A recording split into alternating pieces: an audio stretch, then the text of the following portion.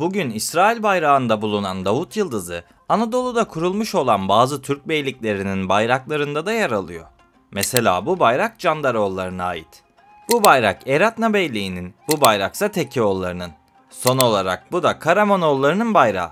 Gördüğünüz gibi her birisi Süleyman'ın mührü olarak bilinen ve bugün yalnızca İsrail'in bayrağında bulunan Davut Yıldızı sembolünü barındırıyor.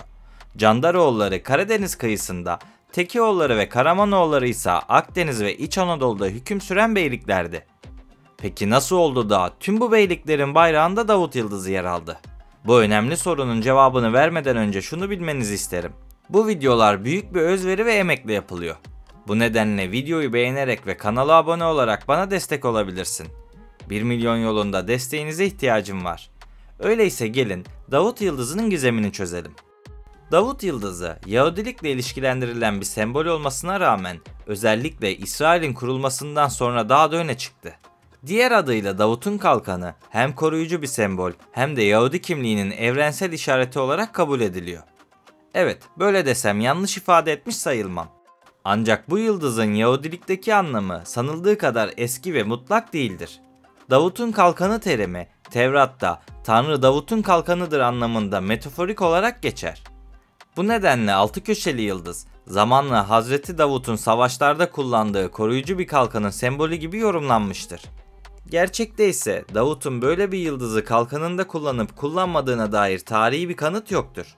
Yani basitçe bu metafor sembolik olarak Allah'ın korumasını ifade ediyor diyebilirim.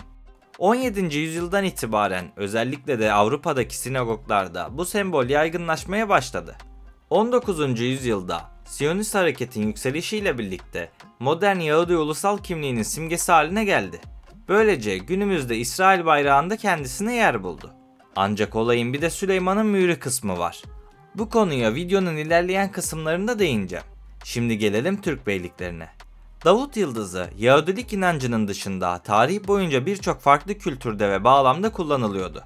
Özellikle Orta Çağ Anadolu'sunda, Türk ve İslam sanatında geometrik şekiller ve yıldız motifleri yaygın olarak kullanılmıştı.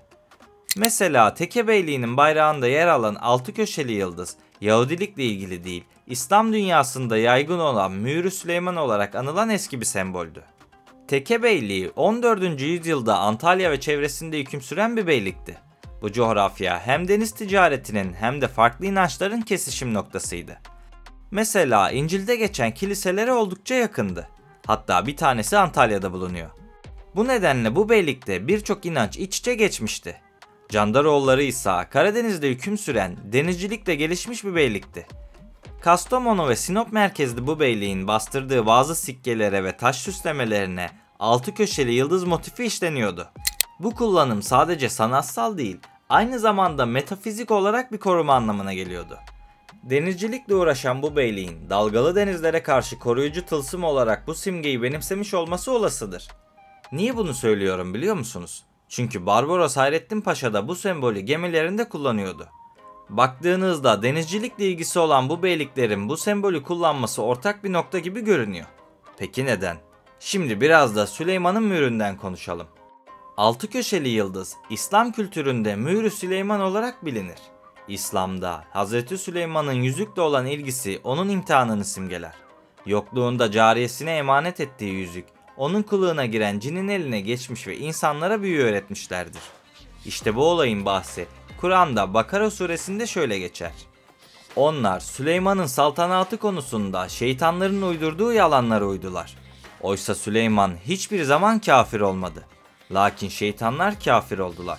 Çünkü onlar insanlara büyü yapmayı ve Babil'deki Harut ile Marut isimli iki meleğe indirilen bilgileri öğretiyorlardı.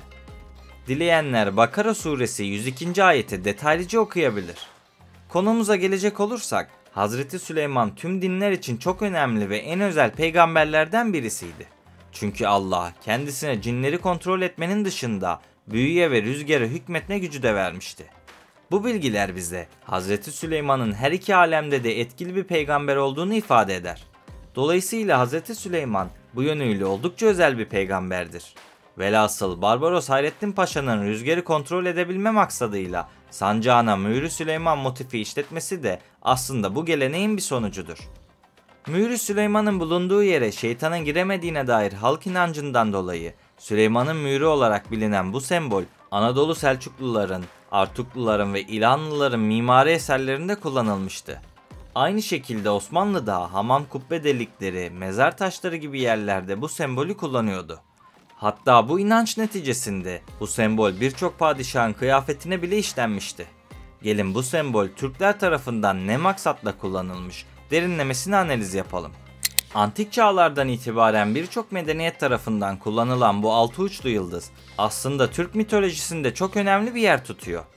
Örneğin Altay Türkleri Zühre yıldızının at sürülerinin koruyucusu olduğuna ve kısrakların doğumunu başlattığına inanırdı. Peki neydi bu Zühre yıldızı? Bu aslında Venüs'tü. Ancak Selçuklu'da Erte yıldızı olarak bilinirdi ve Altay Türklerinde Sabah yıldızı anlamına gelirdi. Ayrıca Sarı yıldız, Ak yıldız, Kanlı yıldız gibi adlarla da bilinir. Mesela sarı fon üzerine Davut yıldızı sembolü bulunan Eretna bayrağı bu tabire oldukça uyuyor. Erte yıldızı ve Eretna ismi de oldukça yakın duruyor. Ancak bu konuda etimolojik açıdan bir araştırmam yok. Yani kesin bilgidir diyemem. Söylediklerim tamamen yorumlardan ibaret.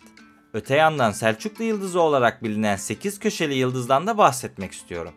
Mührü Süleyman ve Selçuklu yıldızı Türk dünyasında Tanrı'nın yer ve göğe olan hakimiyetini, Türk İslam dünyasındaysa Allah'ın yerin, göğün ve ikisi arasındaki her şeyin yaratıcısı olduğu anlamını taşıyan bir semboldür. Bu sebeple Anadolu'dan Balkanlara ve Kuzey Afrika'ya kadar uzanan Selçuklu ve Osmanlı İslam eserlerinde 6 veya 8 köşeli yıldızı görmek mümkündür. Ayrıca Türk tarihindeki devletlerin sikkelerinde, al ve ak sancak bayraklarında daima hilalin yanında 6, 8 ve hatta 16 köşeli yıldızlar yer almıştır.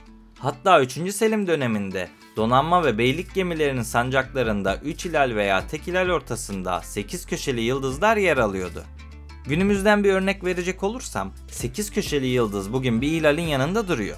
O da elbette Azerbaycan bayrağı. Peki bu sembol ne oldu da Türkiye'ye ulaşmadı diyecek olursanız cevabı şu şekilde verebiliriz. Bayraklar üzerindeki yıldızların dönüşümleri Abdülmecit döneminde başlıyor.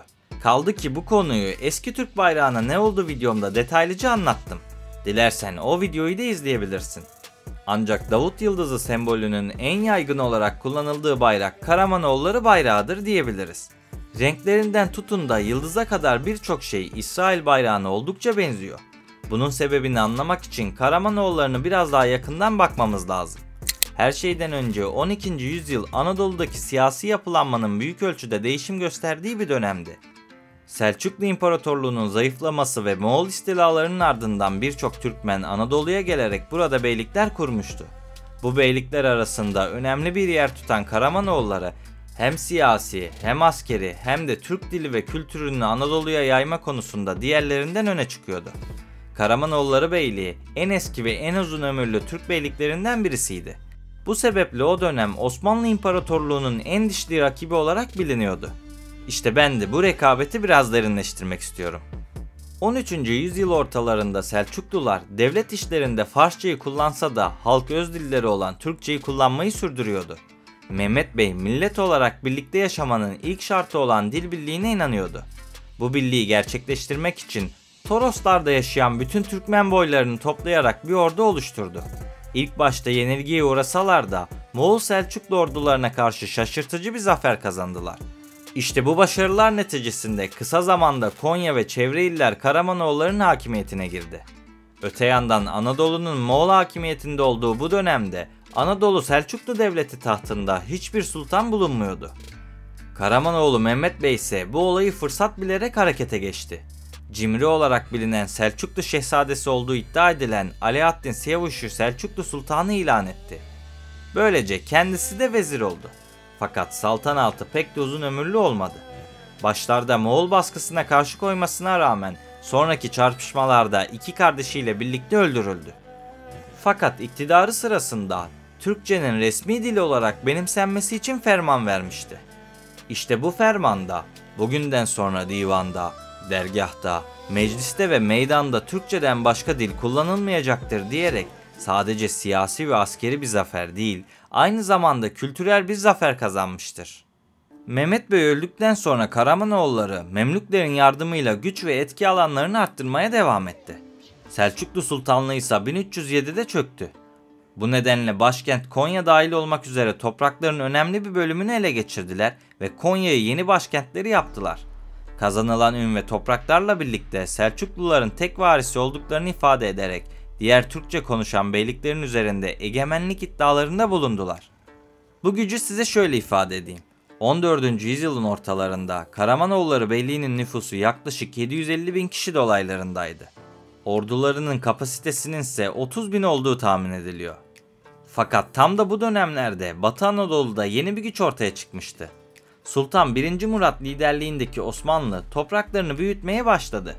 1386 yılında 1. Murat Rumeli'deyken Alaaddin Ali Osmanlı kalesi olan Beyşehir'i ele geçirdi. Fakat Sultan Murat Anadolu'ya geri döndüğünde Karamanoğullarını yenilgiye uğrattı. Alaaddin Ali Sultan Murat Kosova Savaşı'nda şehit düştükten sonra Osmanlı padişahları seferdeyken tam 3 kez boyunca Osmanlı topraklarına saldırdı. Ancak seferi bitirir bitirmez Anadolu'ya dönen 1. Beyazıt, Konya'yı ele geçirip Alaaddin Ali'yi idam ettirdi. Böylece Karamanoğulları Beyliği 1398'de Osmanlı tarafından ilhak edildi. Ancak Osmanlı'nın Karamanoğulları toprakları üzerindeki egemenliği kısa sürmüştü. Çünkü Timur 1402'de Anadolu'ya saldırdı ve Ankara Muharebesi'nde Sultan Beyazıt'ı yenilgiye uğrattı. Haliyle padişahı esir alması Osmanlı'da çok büyük bir siyasi krize neden oldu. Osmanlı cephesinde bunlar yaşanıyordu. Ancak Timur, Karamanoğulları topraklarını ve Osmanlı'ya ait olan birkaç kaleyi Alaaddin Ali Bey'in en büyük oğlu olan Mehmet Bey'e geri verdi. Böylece Karamanoğulları 1. Mehmet tahta geçene kadar Osmanlı'nın zayıflığından yararlanmaya devam etti. Fakat Osmanlı Sultanı 1. Mehmet'in ölümüyle birlikte Karaman Bey'i 2. Mehmet Antalya'yı almaya çalışsa da Karamanoğulları bu savaşı kaybetti. Ayrıca 2. Mehmet de bu savaşta öldü. Devam eden süreçte 2. Mehmet'in oğlu 2. İbrahim Macar Kralı ile ittifak kurdu ve 1443'teki Varna Seferi sırasında Ankara ve Kütahya dahil olmak üzere bazı Osmanlı şehirlerini yağmaladı. İki ateş arasında kalan Osmanlı Sultanı Murat, Haçlılarla Edirne-Segedin Anlaşması'nı imzalamak zorunda kaldı.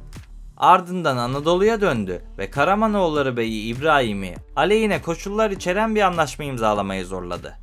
Tüm bunlar Karamanoğulları için bir gerileme dönemiydi. Zaten 2. İbrahim'in ölümünden sonra Karamanoğulları neredeyse tüm gücünü kaybetmişti. Ancak bu sefer işler tersine dönmüştü. Osmanlı yükselişe geçmişti. Fatih Sultan Mehmet dönemiyle birlikte Osmanlı hem Avrupa hem Anadolu hem de Orta Doğu'da genişlemeyi sürdürüyordu. Fatih Memlüklere karşı bir sefer düzenlemek istese de Karamanoğulları onun planladığı bu seferi reddetti. Haliyle bu da sultanı öfkelendirdi ve planları değiştirerek Memlüklere saldırmak yerine Karamanoğullarına saldırmayı tercih etti. 1467'de Konya, 1471'de ise Karaman Osmanlı kontrolüne girdi. 1487'deki Osmanlı-Memlük Savaşı sırasında Karamanoğulları Memlüklere sığındı ve beylik aynı yıl içerisinde Osmanlı tarafından tamamen ilhak edildi. Böylece Karaman soyundan gelen insanlardan bazıları Anadolu'ya, bazıları günümüz Azerbaycan topraklarına, ancak önemli bir kısmı ise Kuzeydoğu Bulgaristan ve Kırcaali bölgesine göç etti.